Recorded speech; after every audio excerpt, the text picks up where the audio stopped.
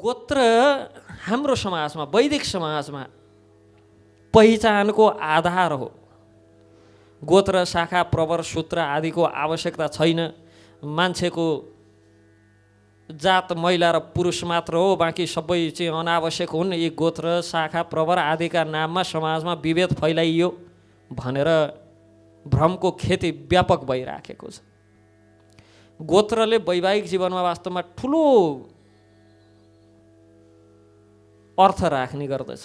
गोत्रको विशेषतः गृहस्थ जीवनमा ठुलो अर्थ हुने गर्छ। वैदिक सनातनीय शास्त्रीय मान्यता अनुसार एउटै गोत्रबाट उत्पन्न भएका केटाकेटी बीच विवाह गर्न हुँदैन। शास्त्रमा सगोत्री शब्दको प्रयोग गरिएको छ। यसमा सगोत्रीहरूको बिचमा विवाह गर्नु हुँदैन। यस शब्दको विन्यास गर्दाखेरि सगोत्री अर्थात् एउटै गोत्रहरू बिच विवाह गर्नु भनेको एउटै पुर्खाका सन्तानका बिचमा विवाह हुनु हो। अनि यो कुरालाई आधुनिक गर्भविज्ञानले पनि, अहिलेको जो गर्भविज्ञान छ, अहिलेको जो चिकित्सा विज्ञान छ, अहिलेको जो औषध विज्ञान छ, गर्भविज्ञान छ, यसले पनि गोत्र प्रणाली र यसको आवश्यकतालाई वास्तवमा प्रमाणित गरिएको छ। त्यो प्राचीन कालदेखि गोत्र प्रवर प्रणाली विकास गर्नुमा अत्यन्त वैज्ञानिक विज्ञानसम्मत आधार रहेको हामीले देख्न सक्छौँ। मानवको जन्म प्रक्रियाको जो वैज्ञानिक आधार जो छ क्रोमोजोम र जिनमा, क्रोमोजोम र जिनको आधारमा रहेर अहिलेको भाषामा भन्नुपर्दा क्रोमोजोम र जिनका आधारमा गर्भ प्रणालीको अध्ययन गरिन्छ। र यसैलाई आधार मान्दा, त्यो क्रोमोजोम र जिनलाई आधार मान्दाखेरि गोत्र मात्र होइन, कुनै व्यक्तिको दुईवटा प्रवर मिलेमा पनि विवाह गर्न हुँदैन। किनभने हरेक प्रवर र गोत्र एक आपसमा चाहिँ सम्बन्धित छन्। वर्तमान जुन जीव विज्ञान, गर्भ विज्ञान अनुसार स्त्रीको गर्भमा मानव शरीरको विकास दुईवटा कोषबाट सुरु हुन्छ, दुईवटा सेलबाट सुरु हुन्छ, दुईवटा कोशिकाबाट सुरु हुन्छ। प्रत्येक कोषमा 23 जोडी क्रोमोजोमहरू हुन्छन्, 23 जोडी। र तीमध्ये प्रत्येक कोषमा आमाकोबाट एउटा र बुवाको कोष एउटा, ती जुन कोषहरू आएका हुन्छन् 23 जोडी क्रोमोजोम युक्त हाम्रो शरीरमा जुन 46वटा क्रोमोजोम, ती 46वटा क्रोमोजोम 23 जोडी क्रोमोजोम मध्येबाट एक जोडी क्रोमोजोमलाई लैङ्गिक क्रोमोजोम भनिन्छ, जसलाई एलोसोम हेट्रोक्रोमोजोम भनेर अहिले जीव वैज्ञानिकहरूले भन्ने गर्छन्। गर्भविज्ञान पढ्ने व्यक्तिहरूले त्यसको नाम हेट्रोक्रोमोजोम भनेर दिएका छन्, जसलाई नेपालीमा भन्दा हामीले लैङ्गिक क्रोमोजोम भनेर भन्छौँ।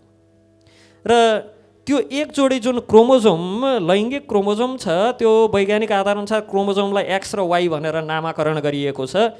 वाई क्रोमोजोमबाट छोराको जन्म हुन्छ। एक्स र वाई क्रोमोजोम मिल्यो भने एक्स क्रोमोजोम र वाई क्रोमोजोम मध्येबाट छोरा जन्मनुमा, अब एक्स क्रोमोजोममा छोरीमा एक्स क्रोमोजोम हुन्छ भने छोरामा एक्स र वाई क्रोमोजोम हुन्छ। छोरा जन्मनुमा पिताको प्रमुख हात हुन्छ, किनभने वाई क्रोमोजोम केवल पिताबाट मात्र जान्छ, मातासँग एक्स क्रोमोजोम मात्र हुन्छ। यसकारण जुन त्यो जेनेटिकल्ली आउनुपर्ने जो वंशाणुगत वंश परम्परा, एक्स क्रोमोजोम सबैमा समान हुन्छ, वाई क्रोमोजोम केवल पितामा मात्र हुने कारण छोरीको जन्मका निमित्त छोराको जन्मको निमित्त पिताको वाई क्रोमोजोम र माताको एक्स क्रोमोजोम मिल्नु आवश्यक हुन्छ। अब स्त्रीहरूमा मातामा केवल एक्स क्रोमोजोम मात्र हुने, वाई क्रोमोजोम नहुने कारणले गर्दा बुबाको वाई क्रोमोजोम पिताबाट छोरा, नाति, पनाति आदि हुँदै एवं रीतले अगाडि बढ्छ भने महिलाको एक्स क्रोमोजोम र पुरुषको एक्स क्रोमोजोम मिलेर जो छोरी जन्मिन्छन्, ती छोरीहरू विवाह पश्चात अर्को गोत्रमा जान्छन् र त्यहाँबाट अर्को पुरुषसँग, अर्को गोत्रको अर्को वाई क्रोमोजोम बोकेर आएको व्यक्तिसँग विवाह भएपछि तिनीहरूको कमसेकम 7 पुस्ता जाँदाखेरि त्यो पिताको वंशबाट आएको जेनेटिकल जुन क्रोमोजोम छ त्यसको चाहिँ अंश 2% मात्र बाँकी रहन्छ। घट्दै घट्दै जाने भयो नि त, 50बाट 25 हुने भयो, 100बाट 50, 50बाट 25, 12.5 अनि 5.75 हुँदै घट्दै जाने भयो। र एक्स क्रोमोजोम अर्को वंशसँग मिल्दै गएर पितातर्फको एक्स क्रोमोजोमको अस्तित्व समाप्त हुँदै जान्छ, तर पुरुषको वाई क्रोमोजोम कसैसँग घुलमिल नभइकन अनवरत रूपमा चाहिँ अगाडि बढ्ने भएका कारण पुरुषको वंश वा जिन वाई क्रोमोजोममा आफ्नो पुर्खाको मात्र हुने हुँदा नवजात पुरुषको गोत्र, उसको पिताको गोत्र कायम रहन्छ भने महिलाको गोत्र विवाह पछाडि श्रीमानको गोत्रमा परिणत हुन्छ।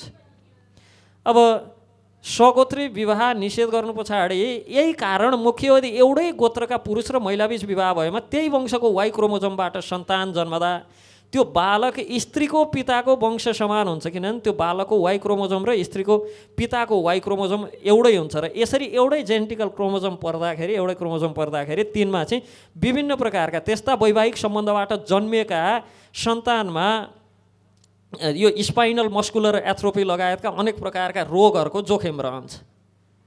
यो चाहिँ विशेषतः अनुसन्धानबाट पनि के देखिएको छ भन्दा एउटै गोत्रभित्र एउटै वंशभित्र विवाह गर्दाखेरि मानसिक रूपमा अलिकता सुस्त हुने अनि विभिन्न प्रकारका रोगहरू लाग्ने, स्पाइनल मस्कुलर एथ्रोपी चाहिँ सबैभन्दा मुख्य रोग। त्यही भएर यो स्वगोत्री विवाह हुँदा वंशको कुल बिग्रन्छ भन्ने वैदिक प्रचलन, वैज्ञानिक वास्तविकतामा आधार रहेको कुरा यसबाट सिद्ध हुन्छ। त्यसकारण अनि अर्को फेरि उर्वरा शक्ति हासिल गर्न पनि फरक वंशको एक्स क्रोमोजोमको आवश्यकता पर्छ। यसकारण स्वगोत्री विवाह गर्न हुन्न। अब स्वगोत्री विवाह गर्न हुन्न भनेर शास्त्रले भनेको छ, यसलाई कहाँ लगेर महिला अधिकारसँग जोडेर शास्त्रमाथि प्रश्न उठाउँछ। यस्ता विज्ञहरूसँग के भन्न सकिन्छ?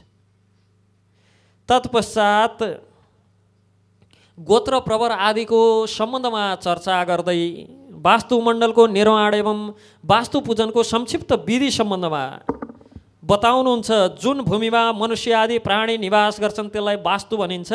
यसको गृह, देवप्रसाद, ग्राम, नगर, पुर, दुर्ग आदि अनेक भेद छन्। यस सम्बन्धमा वास्तुशास्त्रमा वास्तु देवता, वास्तु पुरुषलाई प्रतिष्ठित गरेर वास्तु देवता 45 प्रकारका वास्तु देवताहरू छन्।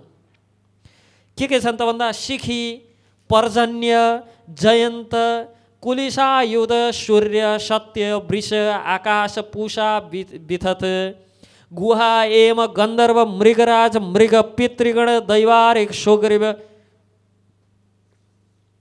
पुष्पदन्त, वरुण, असुर, पशु, पाश, रोक, अहि, मोक्ष, भल्लाट, सोम, सर्प, अदिति, दिति, अप, सवित्र, जय, रुद्र, अर्यमा, सविता, विवस्वान, विबुधाधिप, मित्र, राज्य, क्षमा, पृथ्वीधर, आपवत्स तथा ब्रह्मा। यी 45 देवताहरूको साथ वासुमण्डलमा जो वास्तुमण्डलको बाहिरपट्टि ईशान कोणमा चर्के, अग्नि कोणमा बिदारी, नैऋत्य कोणमा पुतना, वायव्य कोणमा पाप राक्षसीको स्थापना गरेर मण्डलमा पूर्व दिशामा स्कन्द, दक्षिणमा आर्यमा, पश्चिममा जृम्बक, उत्तरमा पिलिपिच्छी स्थापना गरेर वास्तुमण्डल तीरमा देवी देवताहरूलाई स्थान गरेर सबैलाई अलग अलग मन्त्रद्वारा पूजन यजन गरेर मण्डलको बाहिर पूर्वादि 10 दिशामा 10 दिक्पालहरू इन्द्र, अग्नि, यम, निऋति, वरुण, वायु, कुबेर, ईशान, ब्रह्मा तथा अनन्तको स्थापना गरेर यत्नपूर्वक बलि नैवेद्य भनेको छ, बलि चढाउनुपर्छ यिनलाई। तर के को भनेको छ भन्दा ओदनमिति, मधुपर्क, आसन, पाद्य, अर्घ्य आदि र तत्पश्चात के त भन्दा त्रिशूप, अमृति, मालती, चम्पक आदि वनस्पति, अनि त्यस पछाडि श्रीफल, बीजपुर, नरिवल आदि फलहरू र तत्पश्चात ओदन आदि भनेको भात आदि समर्पण गर्नुपर्छ। र तत्पश्चात वास्तु पुरुषको पाठ गर्नुपर्छ। वास्तु पुरुष भगवान शङ्करजीद्वारा गरिएको ब्रह्मस्तव नाम गरेको विष्णु स्तुतिलाई वास्तु पुरुषको स्तुति भनिन्छ। विष्णुर्जिष्णुर्विभुर्यज्ञो यज्ञो यज्ञपालक, नारायणो नरो हंसो विश्वक्षनो हुतासन, यज्ञ स पुण्डरीकाक्ष कृष्ण सूर्येश्वरार्चित, आदिदेवो जगत्कर्ता मण्डलेशो महीधर, पद्मनाभो ऋषिकेशो दाता दामोदरो हरि, त्रिविक्रम स्त्रीलोकेश ब्राह्मण प्रीतिवर्धन। इस प्रकार भगवान विष्णु को स्तुति छ। नमो देवादिदेवाय विष्णवे शाश्वताय च, अनन्ताय प्रमेयाय नमस्ते गरुडोध्वज रामस्तर्वाम्यमं प्रोक्तं महादेवेन भाषितं प्रयत्नाद्य पठन् नृत्यमृत्वं स गच्छति। इस प्रकार भगवान विष्णुको स्तुति गान गरेर कोशकर्णिका विधान तथा अग्निजीवा आदिको नामको सम्बन्धमा चर्चा गर्दै अधिवासन कर्म एवं यज्ञ कर्ममा उपयोज्य उत्तम ब्राह्मण तथा धर्मदेवताको स्वरूपको निरूपण गर्दै तिनको लक्षण आदि बताउँदै प्रतिष्ठा मुहूर्त एवं जलाशय आदिको प्रतिष्ठा विधिका सम्बन्धमा चर्चा गर्दै तत्पश्चात मध्यम पर्वको द्वितीय भाग पूर्ण हुन्छ र अब मध्यम पर्वको तृतीय भाग सुरु हुन्छ उद्यान प्रतिष्ठा विधिबाट। कस प्रकार उद्यान आदिको प्रतिष्ठा गर्नुपर्छ, कस प्रकार बगैँचा बनाउनुपर्छ, पुष्प वाटिका कसरी बनाउनुपर्छ, उद्यान कसरी बनाउनुपर्छ। हामीले पूर्व सत्रहरूमा चर्चा गऱ्यौँ। वास्तु अनुसार देवालय निर्माण गर्दा सरोवर हुनुपर्छ कि सरोवर अर्थात् जलाशय नभएको ठाउँमा मन्दिरको निर्माण हुँदैन प्रथमतः। द्वितीय पुष्प वाटिका नभएको ठाउँमा अथवा पुष्प वाटिका निर्माण गर्ने यथेष्ट स्थान नभएको ठाउँमा मन्दिर निर्माण गर्न हुँदैन। तृतीय उद्यान बनाउने स्थल भएन भने जहाँ फलफुल आदिको बगैँचा बनाउन पाइयोस्, जहाँ उत्कृष्ट प्रकारका चन्दन रुद्राक्ष वर पिपल समी आदि वृक्षहरू रोपण गर्न पाइयोस्। यदि यस्तो वृक्ष रोपण गर्ने ठाउँ छैन भने त्यस्ता ठाउँमा पनि मन्दिर बनाउनका लागि योग्य स्थान मानिँदैन भनेर हामीले चर्चा गऱ्यौँ। अब यहाँ उद्यान प्रतिष्ठा विधि सम्बन्धमा तृतीय भागको प्रथम अध्यायमा चर्चा हुन्छ। धेरै भक्तहरूले नरसिंहधाम उहाँ टाढा नरसिंहदेवलाई पनि कस्ता अप्ठ्यारा ठाउँमा गएर बस्नु परेको, जहाँ जहाँ पनि भगवानका तीर्थहरू स्वतः उत्पन्न पीठहरू छन् नि, अलि अप्ठ्यारा ठाउँमा अलि टाढा नै हुन्छन्। किन यो विधि विधान अनुसार मन्दिर बनाउन मिल्ने ठाउँमा गएर बस्दिनुहुन्छ क्या भगवान पनि, बोकेर अन्त लान नमिलोस्। अब उहाँ सल्यानटारमा गएर बस्नुभएको छ र हामीलाई उद्यान निर्माण गर्नका लागि यथेष्ट ठाउँ छ, 900 रोपनी भन्दा ज्यादा त जग्गा मात्र छ भगवान नरसिंहदेवको। मन्दिर बनाएर सरोवर त एकतिरबाट गङ्गा बग्दैछन् गण्डकी र अर्कोतर्फबाट नेत्रावती यस्तै नदी कि भगवान शिवजीको आँखाबाट झरेका कारण आँखु भनेर पनि त्यो नदीलाई चिनिन्छ। कि जब समुद्र मन्थन भयो, समुद्र मन्थनका समयमा त्यो विष हलाहल जब निस्क्यो, सारा जगतलाई प्रताडित गर्न लाग्यो।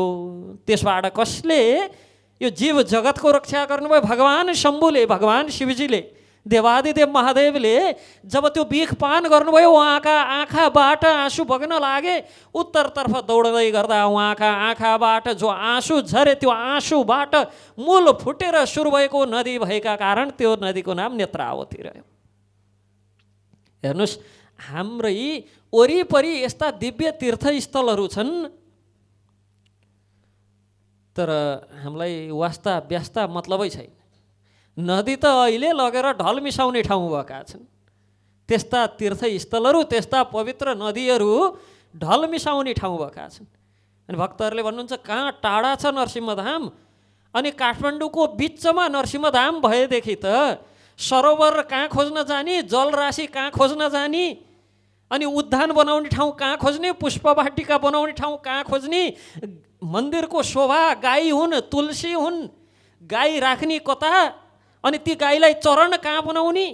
हेर्नुहोस् त, उहाँ धादिङको सल्यानटारमा गाईको लागि चरण पनि पुग्छ, गौशाला बनाउन नि पुग्छ, वाटिका बनाउन पनि पुग्छ, उद्यान बनाउन पनि पुग्छ। अब काठमाडौँको बिचमा गएर नरसिंहदेव बस्दिनु भए भए त मन्दिरबाट कथम कदाचित कसैले प्रसाद खाइसके पछाडि यसो कुल्ला गरेर थुक्छु भन्यो भने पनि अर्काका आँगनमा पर्छ।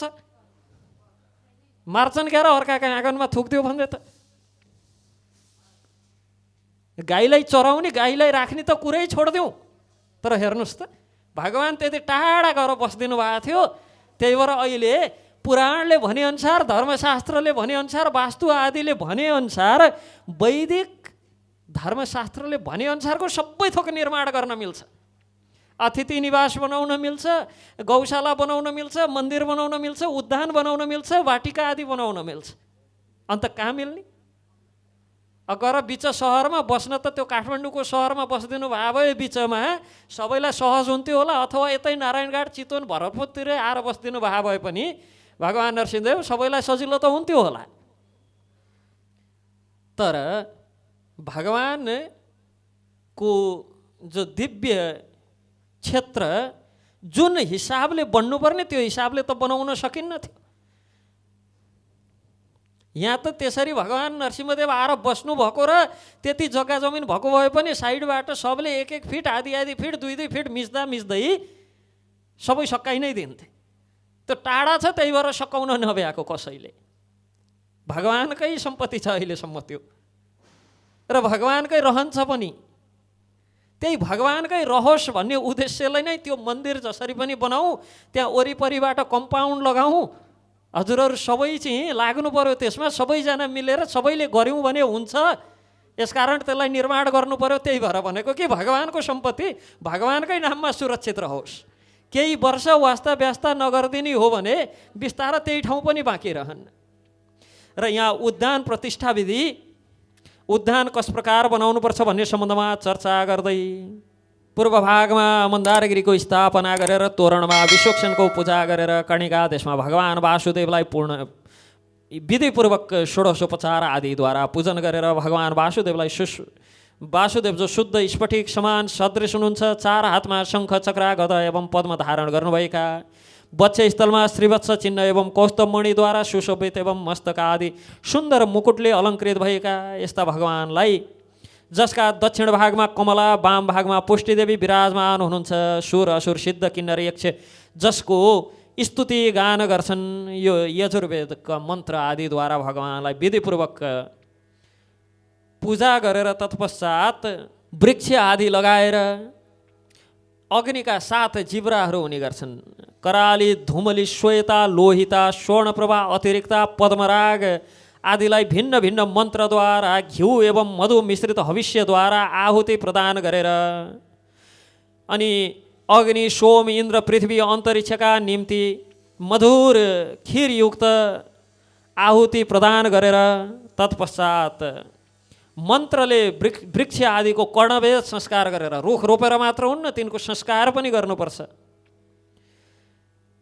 तीखो सुईले वृक्षको दक्षिण तथा बायाँ भागमा, दायाँ र बायाँ भागका 2टा पत्तामा छेदन गरेर संस्कार पनि गर्नुपर्छ।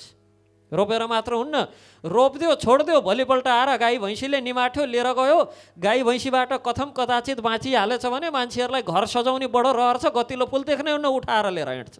संस्कार गर्नुपर्छ। संस्कार पश्चात जसरी सन्तान जन्माउँछौँ नि, सन्तान जन्माएपछि तिनका अनेक संस्कार गर्छौँ, पालन पोषण गर्छौँ, स्याहार सुसार गर्छौँ, वृक्षलाई पनि त्यही विधिपूर्वक स्याहार सुसार गर्नुपर्छ, संरक्षण गर्नुपर्छ, कर्णवेद आदि संस्कार गरिदिनुपर्छ वृक्षको पनि। नवग्रहको तृप्तिका लागि लड्डु आदिको भोग लगाउनुपर्छ। बालक वा कुमारीको हातबाट मालपुवा आदिको भोग लगाउनुपर्छ वृक्षलाई पनि। रोपण गरेपछि त्यो जुन दिन रोपिन्छ त्यो दिन यो सारा विधान पुरा गर्नुपर्छ र ती वृक्ष आदिलाई जल आदिको प्राशन गराउनुपर्छ प्रत्येक दिन ती नहुर्किन्जेलसम्म। वृक्ष ग्रातपतित तस्यापि, वृक्ष ग्रातपतित तस्यापि अरोहात्पतितस्य च मरणे वास्ति भङ्गे वा कर्ता पापैर्न लिप्यते। यस प्रकार मन्त्र भन्दै जल चढाउनुपर्छ कि विधिपूर्वक उद्यान आदिमा लगाइएका वृक्षमा चढ्दा यदि कोही झर्यो, रुखबाट लडेर मर्यो वा हात खुट्टा हड्डी पसली टुटे फुटे भने पनि त्यो पापको भागी चाहिँ मैले वृक्ष लगाएका कारण म नहुँ है भनेर जल चढाउनुपर्छ दैनिक। नत्र तपाईँ लगाएका रुखबाट मान्छे चढेर झरेर मऱ्यो भने त्यसको भाग त अलिकता लिनु पर्यो नि आफूले पनि। यस प्रकार अन्तमा दही भात आदिको नैवेद्य समर्पित गरेर, पायसन्ना आदिको नैवेद्य अर्पित गरेर अनि मधु आदि पिष्टको बलि दिएर तत्पश्चात प्रार्थना गर्नुपर्छ। पिच्छिले पतितानां च उश्रितेनाङ्गसङ्गत प्रतिष्ठिते धर्मसेतौ धर्मो मे स्यान्नपातकम् ये चात्र प्राणिनः सन्ति रक्षां कुर्वन्ति सेवत शेतव वेदगमेन यत् पुण्यम यथैव हि समर्पितम। कि कोही व्यक्तिले यो धर्मसेतुमा हिँड्दै गर्दाखेरि कोही लड्यो भने चिप्ल्यो भने यो धर्मसेतुको निर्माणमा कोही पाप मलाई नलागोस्, किनभने यो धर्मसेतुको निर्माण मैले धर्मको अभिवृद्धिका लागि गरेको हुँ। यो स्थानमा आउने प्राणी यो धर्मसेतुले रक्षा गरून्, वेद ज्ञान आदिद्वारा जो पुण्य प्राप्त हुन्छ यो पुण्य मलाई यही धर्मसेतुको निर्माण गरेर प्राप्त होस्। यस प्रकार अन्तमा उद्यानको निर्माण पश्चात प्रतिष्ठा पश्चात प्रार्थना गर्नुपर्दछ। तत्पश्चात गोचर भूमि गोचर भूमिको उत्सर्ग तथा लघु उद्यानको प्रतिष्ठाको विधि वैदिक कालमा यो सारा भारतवर्षभरि सबै गाउँ नगर सबै दिशामा टाढा टाढासम्म गोचर भूमि हुने गर्थ्यो। त्यसमा गाई स्वच्छन्द रूपले चर्ने गर्थे एवं भूमि सर्वमान्य सबै घुम्न फिर्न सबैका लागि हुने गर्थ्यो। अहिले त त्यस्ता भूमि देख्नै हुन्न, मिचेर थिचेर यदि केही गर्न सकिएन भने पनि त्यसलाई पार्क बनाउने नाममा के गर्ने नाममा त्यहाँ चाहिँ त्यो जान रक्सी बेच्ने भट्टीसट्टी खोल्न भ्याइहाल्छन्। पार्क बनाउने भनेको छ सानसानै टहरा जस्ता बनाएको छ, 4वटा रुख रोप्न पाएको छैन, 4वटा घर बनाइसक्छन् त्यहाँ रक्सी बेच्नलाई, मान्छे बिगार्नलाई। पार्कमा गएर त शीतल हावा लिन पाइयोस्, शीतल जल पाइयोस्। शीतल जल त पाइन्छ, फ्रिजमा राखेको पैसा तिर्नुपर्छ आजकल, नत्र पाइन्न। अनि त्यहाँ सुगन्ध पाइयोस्, पुष्प आदिका फुलको सुगन्ध पाइयोस्, पाइन्न। पार्कभित्र छिरेपछि अवक्ष सबै थोकको दुर्गन्ध पाइन्छ। उहाँ कहाँ लगेर चाहिँ पशु आदिलाई मारेर तिनको चाहिँ त्यो झिरमा तिनलाई हालेर आगा सेकाएर राखेका हुन्छ पार्क। त्यहाँ गएर त मधुर सुगन्ध पुष्पको पाइयोस् न, फुलको। अहिले त पार्क भनेको झन् टेक्नै नहुने ठाउँ बनाउने भए। अनि त्यतिले नपुगेर यिनका नाना भाँते राजनीति गर्ने स्थान पनि त्यही हुन्छ। यति झुन्ड झुन्ड जम्मा गरेर नेपालमा बसेर अमेरिकाका राष्ट्रपति पनि फेरिदिने गफ गरिरहेका हुन्छन्। पार्क भने अहिले त्यस्तो भयो। उद्यान गोचर भूमि भन्ने त छँदै छैन। अब गाई नै पाल्दैनन्, हुन त गाई नपालेपछि गोचर भूमि पनि किन चाहियो? प्लास्टिककै दुधले सबै सन्तुष्ट छन्। अब अहिले त शुद्ध दुध लगेर खान दियो भनेदेखि नपच्न पनि सक्छ।